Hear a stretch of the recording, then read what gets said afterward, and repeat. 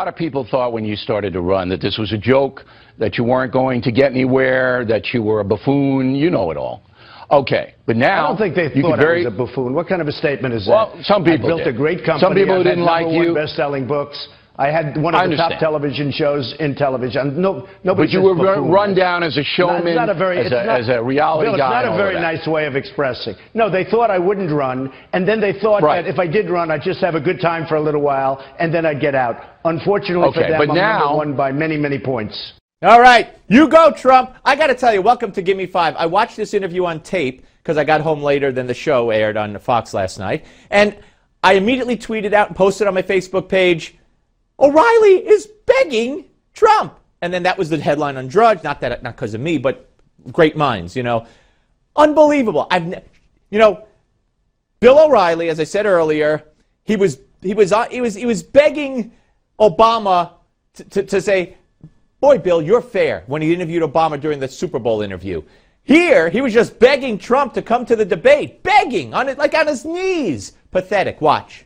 I don't like being taken advantage of. In this case, I was being taken advantage of by Fox. I don't like that. Now, when I'm representing the country, if I win, if I'm representing the country as president, I won't let our country, because it's a personality trait, I'm not going to let our country be taken advantage of by Iran and by, when you look at that scene 2 weeks ago with the sailors on their knees in a begging position with their hands up and guns, rifles at their head. And we're giving them $150 billion 2 days later. That's the only reason we got it back. I don't want that to happen to our country. So it is a personality trait, but I don't think it's really a bad personality trait. Funny, he said begging on their knees, because that's what O'Reilly's going to do.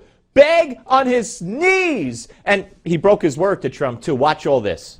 I'm not walking away. Bill, I'm not walking away. Would you do me a favor? Look, you owe me, because I bought you so many vanilla milkshakes. I bought you so many vanilla milkshakes, you owe me. Will you just consider, I want you to consider, all right? Think about it. Say, look, I might come back. Forgive, go forward, answer the questions, look out for the folks. Just want you to consider it. Please, Donald, please. Consider it, please. And by asking that question, he broke an agreement. Watch this. Well, even though you and I had an agreement that you wouldn't ask me that, which we did, I will therefore forget that you asked me that. But it's up to Fox. It's not up to me, Bill. What they did You're actually telling the truth we had there. that agreement. You actually did break the agreement. You're telling the truth that I said. Because I told you up front, I said, don't ask me that question, because it's an embarrassing question for you, and I don't want to embarrass you. But I'm not going to listen to anybody. Right. But I'm not going to listen to any political person tell me don't ask me anything. But you're absolutely an honest man. Then I said, I'll try not to do it, but the milkshake thing just overwhelmed me.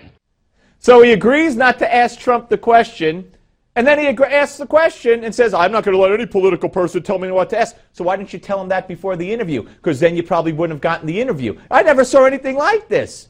O'Reilly brought to his knees, begging and being embarrassed by being revealed by Trump. Well, this is awesome stuff. Here's more. This is much tougher being with you, because frankly, you're smarter. This is much tougher than doing the debate with Megyn Kelly, believe me. But that's why you should do it and have fun tomorrow night. And tell the folks, listen, 9 o'clock, Drake University. 9 o'clock, Drake University. We're going to raise a lot of money for the veterans. Watch. All right, you owe me your 17 milkshakes then, and I want them. That's okay. I'll do that. With the milkshakes. And here's more. You're running for president. I believe you want to improve the country. I believe that personally, all right, as an American, that you want to improve the country.